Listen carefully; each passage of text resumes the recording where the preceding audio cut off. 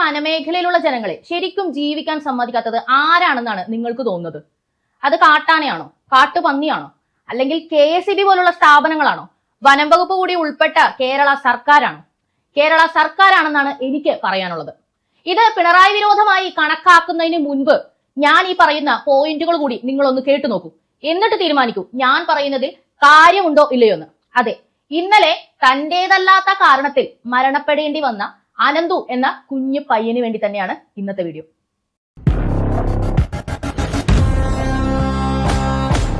വാർത്തയിലേക്ക് വരുന്നതിന് മുമ്പ് ഞാൻ എന്നും പറയാറുള്ളത് പോലെ തന്നെ സംഭാവനകളുടെ കാര്യങ്ങൾ ഒന്നുകൂടി ഓർമ്മിപ്പിക്കുന്നു. ചാനലിന്റെ മോണിറ്റൈസേഷൻ പ്രശ്നത്തിലായതുകൊണ്ട് തന്നെ നല്ല രീതിയിൽ റിപ്പോർട്ടടിയും പ്രോബ്ലംസും ഉള്ളത് കൊണ്ട് തന്നെയാണ് എന്റെ പ്രേക്ഷകരോട് ഞാൻ സാമ്പത്തികമായിട്ടുള്ള പിന്തുണ ആവശ്യപ്പെട്ട് രംഗത്ത് വന്നത്. നല്ല രീതിയിൽ തന്നെ നിങ്ങൾ എന്നെ സപ്പോർട്ട് ചെയ്യുന്നുണ്ട്. അപ്പൊ തുടർന്നും അത് വേണം എന്നാണ് പറയുന്നത്. എനിക്കൊരു കുറച്ചു കാലത്തേക്ക് മാത്രമേ തൽക്കാലം അത് ആവശ്യം വരുള്ളൂ എന്ന് തന്നെയാണ് എന്റെ വിശ്വാസം. കൂടുതൽ കാലം നിങ്ങളെ ബുദ്ധിമുട്ടിപ്പിക്കേണ്ട ഒരു ആവശ്യം ഉണ്ടാവില്ല. അതിന് വേണ്ടിയിട്ടുള്ള ഒരു മാർഗം കൂടിയാണ് ഞാനിപ്പോൾ കണ്ടുപിടിച്ചിരിക്കുന്നത്. നിങ്ങളിൽ ഉള്ളവർ തന്നെയാണ് ശരിക്കും പറഞ്ഞാൽ വാട്സപ്പിൽ എനിക്ക് ഇത് പറഞ്ഞു തന്നത്. നമ്മുടെ ചാനലിൽ ബിസിനസ് ചെയ്യുന്ന എല്ലാ ആളുകൾക്കും അഡ്വർടൈസ്മെന്റ് ചെയ്യാനായിട്ടുള്ള ഒരു പ്ലാറ്റ്ഫോം കൂടി നമ്മൾ ഒരുക്കിയിട്ടുണ്ട്. വേറൊരു ചാനലുകാരും ചെയ്യാത്ത അത്രയും വിലക്കുറവില്ല. അതായത് 1000 രൂപയിൽ താഴെയാണ് നമ്മുടെ പാക്കേജ് സ്റ്റാർട്ട് ചെയ്യുന്നത്. അപ്പൊ അതിന്റെ ഡീറ്റെയിൽസും ഞാൻ ഇവിടെ കൊടുത്തേക്കാം. എന്തെങ്കിലും സംശയം ഉണ്ടെങ്കിൽ നിങ്ങൾക്ക് വാട്സ്ആപ്പ് നമ്പറിലേക്ക്, അത് തന്നെയാണ് GPay നമ്പരും, മെസ്സേജ് അയച്ച് ചോദിക്കാവുന്നതാണ്. ഓൾ ഡീറ്റെയിൽസ് ഞാൻ അതിൽ പറഞ്ഞു തരുന്നതായിരിക്കും. അപ്പോൾ തുടർന്ന് കാണുക. So back to the point. ഇന്നലെ പന്നിക്ക് വെച്ച കെണിയില് 17 വയസ്സുകാരനായ ഒരു കുട്ടി ഷോക്കേറ്റ് മരിച്ച അവസ്ഥ ഉണ്ടാവുകയാണ്. നമ്മുടെ നിലമ്പൂരടുത്താണ്. ഇപ്പോൾ ബൈ ഇലക്ഷനുമായിട്ട് ബന്ധപ്പെട്ട് വാർത്തകളിൽ നിറഞ്ഞു നിൽക്കുന്നു എന്ന് രാഷ്ട്രീയക്കാർ വിചാരിക്കുന്ന ഒരു സ്ഥലമാണല്ലോ നിലമ്പൂര്. സത്യം പറഞ്ഞാൽ സാധാരണക്കാർക്ക് ഇതിനകത്ത് വലിയ താല്പര്യമൊന്നുമില്ല. എന്തിന്മേൽ? നിലമ്പൂർ ബൈ ഇലക്ഷനുമേൽ. ശരിയല്ലേ? നിങ്ങൾക്കോ എനിക്കോ അവിടെ ആര് ജയിക്കുമെന്നോ അല്ലെങ്കിൽ ഇവിടെ നടക്കുന്ന രാഷ്ട്രീയ പോരുകൊണ്ട് ഇപ്പോഴുള്ള രാഷ്ട്രീയ അവസരങ്ങൾക്ക് അല്ലെങ്കിൽ അവസ്ഥകൾക്ക് ഒരു മാറ്റം ഉണ്ടാകുമെന്നൊന്നും നമ്മൾ പ്രതീക്ഷിക്കുന്നില്ല, അല്ലെ? ഇത് ആർക്കൊക്കെയോ വേണ്ടി ആരൊക്കെയോ പണം ഉണ്ടാക്കാൻ വേണ്ടി ഉണ്ടാക്കുന്ന ഒരു സ്റ്റണ്ടാണെന്ന് തന്നെയാണ് എല്ലാ സാധാരണക്കാരുടെയും അഭിപ്രായം. അതുകൊണ്ട് തന്നെ ആരും ഇതിൽ പാർട്ടിക്കാരല്ലാതെ വേറെ ക്യൂരിയസ് ആയിട്ടൊന്നും ഇരിക്കുന്നില്ല. ആളുകൾക്ക് ഭയമുള്ള കാര്യങ്ങളിൽ ഒന്നാണ് ഈ കാട്ടുപന്നി ആക്രമണം, കാട്ടാന ആക്രമണം, ഇതേപോലെ ഷോക്കേറ്റ് സാധാരണക്കാരായ കുട്ടികൾ മുതൽ മരിക്കുന്ന അപകടം. കേരളത്തിലെ അപകടം എന്ന് പറയുന്ന പുതുമയൊന്നുമല്ല, അല്ലെ? കുഴിയിൽ വീണ ആൾക്കാർ ഡെയിലി മരിച്ചുകൊണ്ടിരിക്കുന്ന കണക്ക് മാത്രം എടുത്ത് നോക്കിയാൽ കേരളത്തിലെ ജനസംഖ്യ ഗണ്യമായി കുറഞ്ഞുകൊണ്ടിരിക്കുകയാണ്. അതിലും യുവ തലമുറയ്ക്കാണ് ഏറ്റവും കൂടുതൽ മരണ നിരക്ക് വരുന്നത് ഈ കാലഘട്ടത്തിൽ. 2025 സമയമെന്ന് ആലോചിക്കണം. ഇപ്പോഴും വനമേഖലയ്ക്ക് അടുത്ത് താമസിക്കുന്ന ആളുകൾക്ക് വന്യമൃഗങ്ങളെ നേരിടാൻ സ്വന്തമായി എന്തെങ്കിലും ചെയ്യേണ്ടി വരുന്നു എന്ന് പറയുന്നൊരവസ്ഥ എത്ര കഠിനമാണ്. ഇന്ത്യയിൽ വന്യമൃഗങ്ങളെ വേട്ടയാടാൻ പാടില്ല എന്നുള്ളൊരു നിയമമുണ്ട്. എന്നാൽ തന്നെയും മനുഷ്യന്റെ ജീവിക്കുന്ന ആ ഒരു ആവാസ വ്യവസ്ഥക്കുള്ളിലേക്ക് വന്ന് മൃഗങ്ങൾ പ്രശ്നം ഉണ്ടാവുകയാണെങ്കിൽ നേരിടാനുള്ള അല്ലെങ്കിൽ അതിനെ കൈകാര്യം ചെയ്യാനുള്ള ബാധ്യത സർക്കാരിനില്ലേ? കേന്ദ്ര സർക്കാരിനാണോ കേരള സർക്കാരിനാണോ ഉള്ളത്? കേന്ദ്രമന്ത്രി തന്നെ രംഗത്ത് വന്നിരിക്കുന്നത് ഇത് തദ്ദേശീയ സർക്കാരുകൾക്ക് ചെയ്യാവുന്നതാണ്. പന്നിനെ കൺട്രോൾ ചെയ്യാൻ അല്ലെങ്കിൽ നിങ്ങളുടെ കൃഷി നശിപ്പിക്കുന്ന ഏത് വന്യമൃഗമാണ് ഇവിടെ പെരുകിയിരിക്കുന്നത് അതിനെ നശിപ്പിക്കാൻ വേണ്ടിയിട്ടുള്ള കാര്യങ്ങൾ സർക്കാരാണ് മുൻകൈ എടുത്ത് ചെയ്തു കൊടുക്കേണ്ടത്. ഈ പറയുന്ന സ്ഥലത്ത് കാട്ടുപന്നിയുടെ ശല്യം ഭയങ്കരമായിട്ട് കൂടുതലാണ് എന്ന് പറയുന്നു. ഇപ്പൊ ഈ കഴിഞ്ഞ 2 ആഴ്ച മുമ്പാണ് മുഖ്യമന്ത്രി ഒരു പ്രസ്താവന നടത്തിയത്. കാട്ടുപന്നി ആൾക്കാർ സംസ്കരിച്ചോട്ടെ, അവരുടെ കൃഷിസ്ഥലത്തേക്ക് വന്നു കയറുന്ന കാട്ടുപന്നിനെ അത് വെളിച്ചെണ്ണ ഉപയോഗിച്ചാണോ മണ്ണെണ്ണ ഉപയോഗിച്ചാണോ എന്ന് വനപാലകർ തിരക്കേണ്ട ആവശ്യമില്ല എന്നുള്ളത് ഭയങ്കരമായിട്ട് കയ്യടി കിട്ടിയ ഒരു പ്രസ്താവനയായിരുന്നു. കാരണം നിങ്ങൾ ശല്യം ചെയ്യുന്ന കാട്ടുപന്നികളെ നിങ്ങൾ കൊന്നോ എന്നൊരു അനുവാദമാണ് അപ്പോൾ മുഖ്യമന്ത്രി അവിടെ നൽകിയത്. അത് ശരിക്കും പറഞ്ഞാൽ ജനങ്ങളോടൊപ്പമുള്ള ഒരു സംഗതിയാണ് എന്ന് പറഞ്ഞിട്ട് എല്ലാവരും കൈയടിച്ചൊരു സംഗതിയാണ്. എന്നാൽ അങ്ങനെ കൊല്ലാൻ വെച്ചൊരു കെണിയിൽ വീണതൊരു കുട്ടിയാണ് എന്നത് ചിന്തിക്കുമ്പോൾ, ഒരു മനുഷ്യൻ മരിച്ചു എന്ന് ചിന്തിക്കുമ്പോൾ, ഒന്നിലധികം ആളുകൾ ഇതേപോലെ മരിച്ചിട്ടുണ്ടെന്ന് ചിന്തിക്കുമ്പോൾ ഇങ്ങനെയല്ല ഇത് കൈകാര്യം ചെയ്യേണ്ടത്. ശരിയല്ലേ? BJP പ്രവർത്തകനായ ഷോൺ ജോർജ് ഫേസ്ബുക്കിൽ ഇട്ട ഒരു പോസ്റ്റിനെ കുറിച്ചാണ് അടുത്തത് ഞാൻ പറയുന്നത്. അദ്ദേഹം വ്യക്തമായി പറയുന്ന ചില പോയിന്റുകളുണ്ട്. നമ്മൾ അത് ചിന്തിക്കേണ്ടതല്ലേ എന്ന് നിങ്ങളൊന്ന് നോക്കൂ. ഏറ്റവും സുരക്ഷിതമായി കാട്ടുപന്നിയെ കൊല്ലാനുള്ള വഴി അതിനെ വെടിവെച്ച് കൊല്ലുക എന്നുള്ളതാണ്. 19/3/2025 വനമന്ത്രി AK ശശീന്ദ്രൻ നിയമസഭയിൽ നൽകിയ മറുപടി പ്രകാരം കേരളത്തിലാകെ കാട്ടുപന്നിയെ കൊല്ലാൻ അധികാരപ്പെടുത്തിയ പാനൽ ഷൂട്ടേഴ്സ് വെറും 420 പേർ മാത്രമാണ്. 950ഓളം പഞ്ചായത്തുകളുള്ള കേരളത്തിൽ ഒരു പഞ്ചായത്തിന് 1 എന്ന കണക്കിൽ പോലും കാട്ടുപന്നിയെ കൊല്ലാൻ പെർമിഷൻ ഉള്ള ഷൂട്ടേഴ്സ് ഇല്ല എന്ന് ചുരുക്കം. ഇന്ന് അനന്തു കൊല്ലപ്പെട്ട നിലമ്പൂർ നിയോജക മണ്ഡലത്തിൽ ആകെയുള്ളത് വെറും 10 പാനൽ ഷൂട്ടേഴ്സ് മാത്രമാണ്. ഈ 10 ഷൂട്ടേഴ്സ് കഴിഞ്ഞ 9 വർഷത്തിനുള്ളിൽ നിലമ്പൂർ മണ്ഡലത്തിൽ ആകെ വെടിവെച്ച് കൊന്നിരിക്കുന്നത് 213 കാട്ടുപന്നികളെ മാത്രമാണ്. 10,000-കണക്കിന് കാട്ടുപന്നികളുള്ള നിലമ്പൂർ പോലൊരു മണ്ഡലത്തിൽ 10 പാനൽ ഷൂട്ടേഴ്സ് വിചാരിച്ചാൽ കാട്ടുപന്നി ശല്യം അവസാനിപ്പിക്കാൻ കഴിയില്ല എന്ന് സാമാന്യബോധമുള്ള ഏതൊരു സർക്കാരിനും മനസ്സിലാവേണ്ടതാണ്. എന്നാൽ കൂടുതൽ തോക്ക് ലൈസൻസുകൾ അനുവദിക്കുന്നതിന് പകരം ഉള്ളവ കൂടി പല കാരണങ്ങൾ പറഞ്ഞ് പുതുക്കി നൽകാതിരിക്കുകയും പുതിയതായി തോക്കിന് അപേക്ഷിക്കുന്നവരെ പലവിധ നിയമപ്രശ്നങ്ങൾ ഉയർത്തിക്കാട്ടി ലൈസൻസ് നൽകാതെ പരമാവധി നടത്തിക്കുക എന്ന നയവുമാണ് കേരള സർക്കാർ ഇപ്പോൾ നടപ്പിലാക്കിക്കൊണ്ടിരിക്കുന്നത്. കേന്ദ്ര നിയമമായ ആംസ് ആക്ട് പ്രകാരം ജില്ലാ കളക്ടറാണ് തോക്ക് ലൈസൻസ് നൽകണോ വേണ്ടയോ എന്ന് തീരുമാനിക്കുന്ന അധികാരി. തോക്ക് ലൈസൻസ് നൽകുക എന്നത് കളക്ടറുടെ വിവേചനാധികാരത്തിൽ പെട്ടതാണ് എന്നാണ് നിയമം.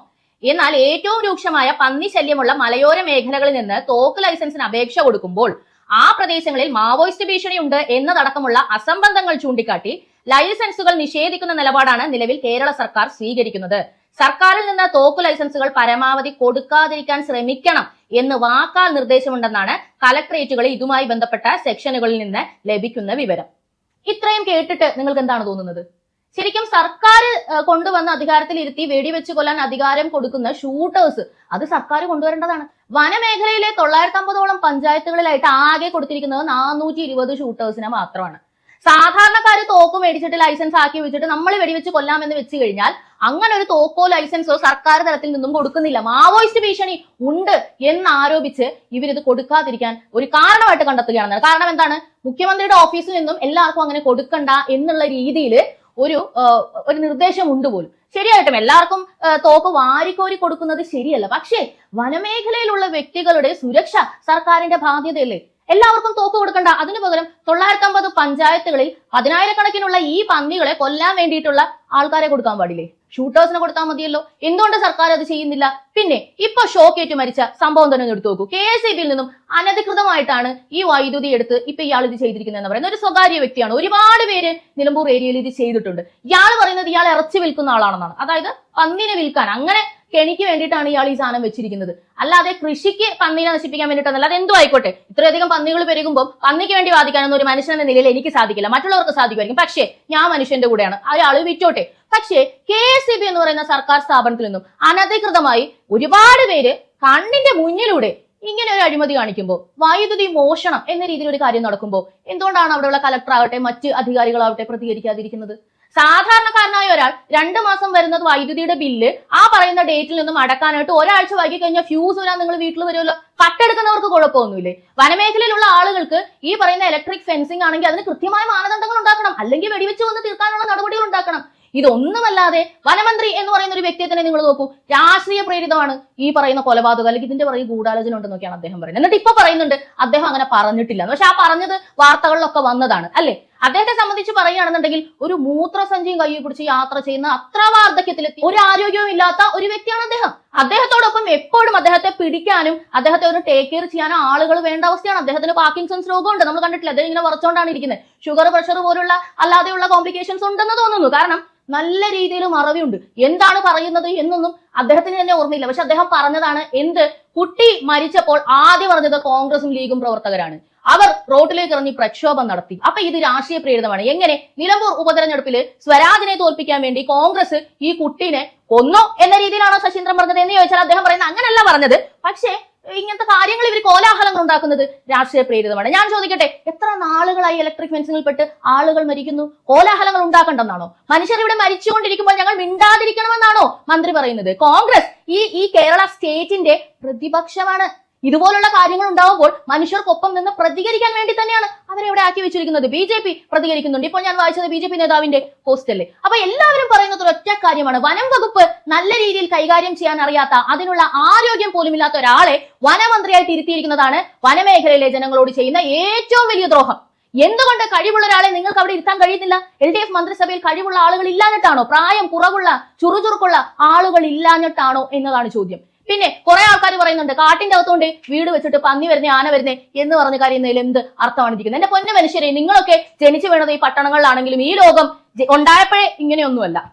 എല്ലാം വെട്ടിപ്പിടിച്ചും കൈയേറിയും ഒക്കെ തന്നെയാണ് ഇന്ന് ഈ കാണുന്ന പല മെട്രോപൊളിറ്റൻ സിറ്റികളും ഇവിടെ ഉണ്ടായിട്ടുള്ളത്.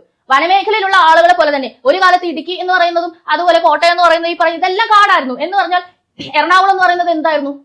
വെള്ളക്കെട്ടായിരുന്നു, ചതുപ്പായിരുന്നു. ഇതൊക്കെ ഇങ്ങനെ ആക്കിയെടുത്തത് ഒരുപാട് മനുഷ്യർ ഇവിടെ അവരുടെ ആരോഗ്യം വെച്ച്, ശരീരം വെച്ച്, അവരുടെ ആയുസ് വെച്ച് കഷ്ടപ്പെട്ടിട്ടാണ്. അപ്പൊ വനമേഖലയിൽ കിടക്കുന്ന ആളുകളെ, കടലിന്റെ അറ്റത്ത് കിടക്കുന്ന ആളുകളെ ഒന്നും നിങ്ങൾ ദുഷിക്കരുത്. നിങ്ങൾ സേഫ് ആണെന്ന് കരുതിക്കൊണ്ട് നിങ്ങളിങ്ങനെ സേഫ് ആകാൻ നിങ്ങൾക്ക് മുന്നേ വന്ന ഒരുപാട് പേര് വഴി വെട്ടേണ്ടി വന്നിട്ടുണ്ട്. ഇപ്പോ ആളുകളെല്ലാം ഇങ്ങനെ പോരാടി, കടലിന്റെ അറ്റത്ത് ഒരുപാട് ആളുകൾ പോരാടി ജീവിക്കുന്നത് കൊണ്ടല്ലേ ഇപ്പോഴും ഡെയിലി മീൻകറി കഴിക്കാൻ നിങ്ങൾക്ക് പറ്റുന്നത്.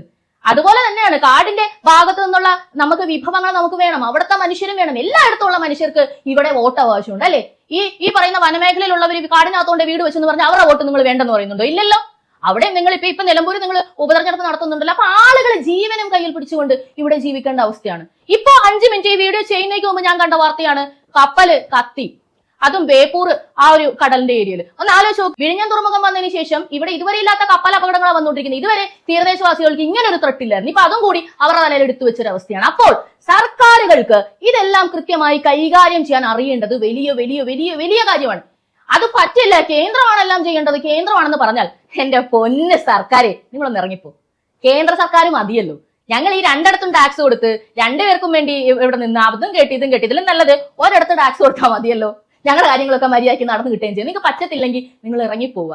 അനന്തവിന് നീതി വേണം, വൃത്തിയോട് പറഞ്ഞവർക്കെതിരെ നടപടി വേണം, ഇനിയും ആളുകൾ മരിക്കാതിരിക്കാനുള്ള നടപടിയും വേണം. പ്രതികരിക്കുക എന്ന് പറയുന്നത് നമുക്ക് എസെൻഷ്യൽ ആയിട്ട് വേണ്ട ഒരു സംഗതിയാണ്. അത് നമ്മൾ ചെയ്തില്ല എന്നുണ്ടെങ്കിൽ നമ്മളിവിടെ ജീവിച്ചിരുന്നതിനും മരിച്ചതിനും ഒന്നും യാതൊരു രീതിയിലുള്ള അടയാളങ്ങളും ഉണ്ടാവില്ല. കാലം അതാണ്. അല്ലെങ്കിൽ നിങ്ങൾ കമ്മിയായിരിക്കണം. അപ്പൊ എല്ലാം പറഞ്ഞതുപോലെ ഞാൻ വീണ്ടും ആദ്യം പറഞ്ഞ കാര്യം ഒന്നുകൂടി ഓർമ്മിപ്പിക്കുന്നു. പരസ്യം ചെയ്യാനും അതുപോലെ തന്നെ സംഭാവനകൾ അയക്കാനും ഒക്കെ നമ്മളെ നമ്പറിലേക്ക് കോൺടാക്ട് ചെയ്യുക. ദയവേത് കോൾ ചെയ്യരുത്, മെസ്സേജ് മാത്രം ചെയ്യുക. മെസ്സേജിന് റിപ്ലൈ ഇട്ടുന്നതായിരിക്കും. അതുപോലെ കമന്റിലും എന്തെങ്കിലും കാര്യങ്ങളുണ്ടെങ്കിൽ പറയാം. വാർത്തകളും നിങ്ങൾക്ക് പൊതുജനങ്ങളെ അറിയിക്കണമെന്നുണ്ടെങ്കിലും ഈ വാട്സ്ആപ്പിലേക്ക് തന്നെ നിങ്ങൾക്ക് മെസ്സേജ് ചെയ്യാവുന്നതാണ്. അപ്പോൾ തുടർന്ന് കാണുക പബ്ലിക് ഒപ്പീനിയൻ.